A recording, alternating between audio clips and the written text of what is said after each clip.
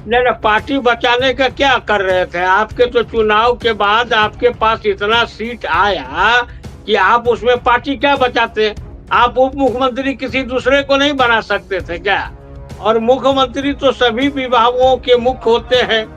और वो अगर सम्राट चौधरी जी के पास पहले भी 1-2 विभाग रहता था, तो सम्राट चौधरी जी के ऊपर मुख्यमंत्री जी को विश्वास था और उन्होंने अपना गृह मंत्रालय, एकमात्र मंत्रालय, गृह मंत्रालय उनको दिया कि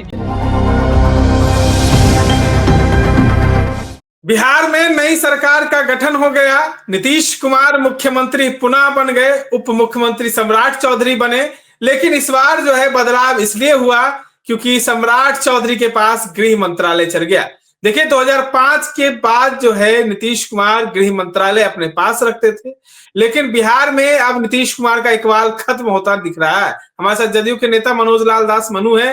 नीतीश कुमार की पावरलेस हो गए अब। देखिए, इसमें कहीं कोई किसी तरह का बात नहीं है। जब मंत्री बनते हैं, हर लोग, कई विभाग उनके जिम्मे रहता है और उसमें से लोगों को कटल भी किया जाता है। जब नए लोग आते हैं, तो सम्राट चौधरी जी के ऊपर मुख्यमंत्री जी को विश्वास था और उन्होंने अपना गृह मंत्रालय, एकमात्र मंत्रालय, गृह मंत्रालय उनको दिया कि जिस तरह से अभी के डेट में जो कार्यवाही हो रही थी अपराधियों के द्वारा, ये अलग बात थी कि हमारे पुलिस जो थी उस घटना को रोकने का काम करती थी और कई विभाग रहने के कारण कई लोगों का ध्यान दूसरे में बट जाता था। अब सम्राट चौधरी युवा है और उनके ऊपर बहुत बड़ी जिम्मेदारी भी मुख्यमंत्री जी ने दिया है और वो पूरी तरह से एकमात्र काम इसी के देखेंगे। तो इसमें कहीं से कोई किसी का कत्ल, किसी का जोड़ना या कोई इसको इस नजर से देखने की आवश्यकता नहीं है। मनु जी पहले भी मुख्यमंत्री के साथ मुख्यमंत्री उप मुख्यमंत्री सम्राट चौधरी रहे थे। पहले काहे ने दे दिए थे गृह मंत्रालय? नहीं नहीं, देखिए 2005 से अपने पहले, पास रखे हुए थे। नहीं ना, उस समय या इस समय इसका कोई हम्म। अंतर नहीं पड़ता है।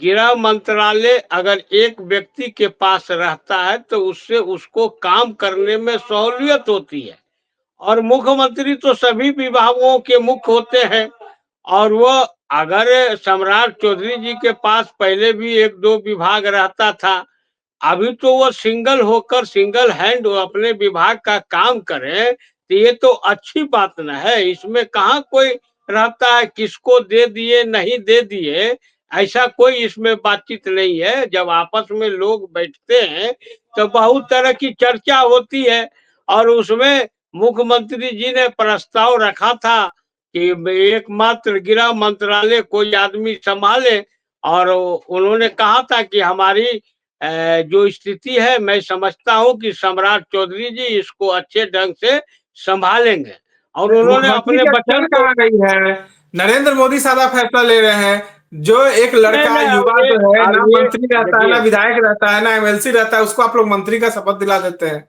नहीं नहीं, देखिए, ये नरेंद्र मोदी जी का इसमें कहीं से कोई फैसला लेने की बात नहीं है। जब एलआई पार्टी में उनको एक आदमी को मंत्री बनाना है, तो उस एलआई पार्टी जो नाम देगी उसी को मुख्यमंत्री जी नाम गवर्नर के यहाँ मंत्री के लिए भेज सकते हैं। तो इसमें नरेंद्र मोदी जी क्या कर सकते हैं?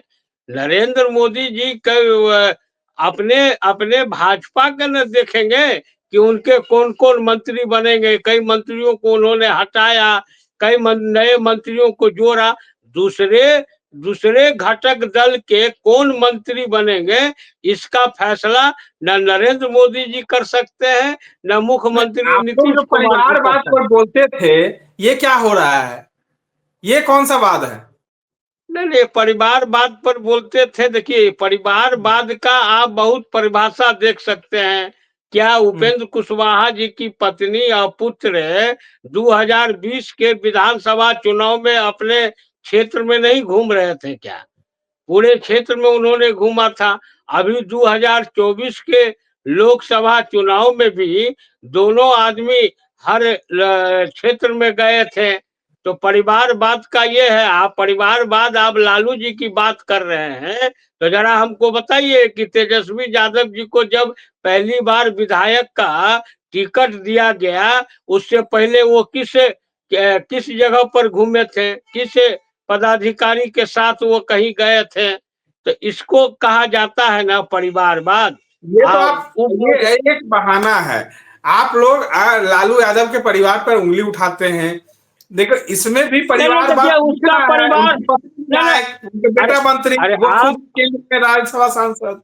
नहीं, अरे भाई मेरे, मैं ये कह रहा हूँ कि वो तो खुद उस लायक है ही है ना। राबड़ी देवी क्या थी जो उसको मुख्यमंत्री वो बना दिए थे? राजद में और कोई लीडर नहीं था क्या? राजद में और कोई लीडर था उस समय मुख्यमंत्री बनने लायक कि नहीं था? और कोई लोग था कि वो अपनी तेजस्वी पार्टी बचा यादव रहे थे। जब तो उप उपेंद्र कुशवाहा मुख्यमंत्री ने कहा कि बने? वो अपनी पार्टी बचाने के लिए किए, वो अपनी पार्टी बचा रहे थे। कौन पार्टी? तो वो पार्टी बचा रहे थे, तो इसको कहा जाता है परिवारवाद।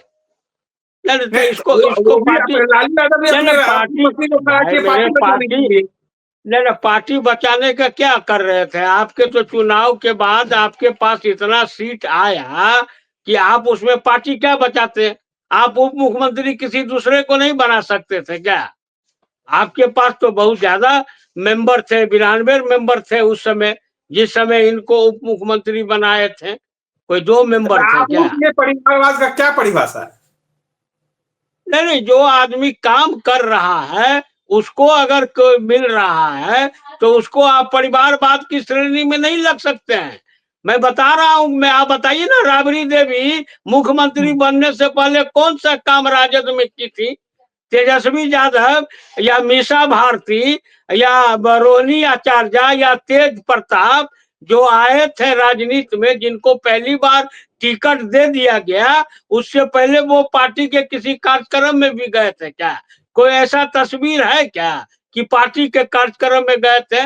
लेकिन आप उपेंद्र कुशवाहा जी के, देखिए मैं इसका विरोधी हूँ, ये अलग बात है, लेकिन उपेंद्र कुशवाहा जी के पत्नी और उनके बेटे के कई कार्यक्रमों के आपके तस्वीर मिलेंगे, लेकिन इन लोगों का कहीं से कोई तस्वीर नहीं मिलेगा।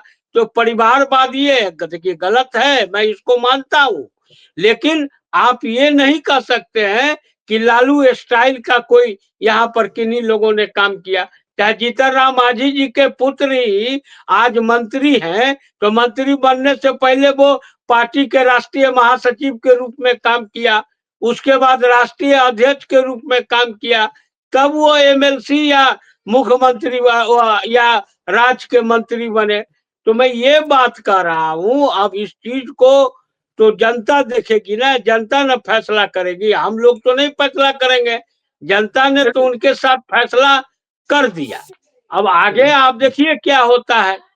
आगे देखिए क्या होता है, जनता आप फैसला करेगी। तमाम बातों के साथ जुड़े हुए थे हमारे साथ जदयू के नेता मनोज लाल दास। इस तरह के तमाम अपडेट्स के लिए बने रहे इनसाइडर लाइव।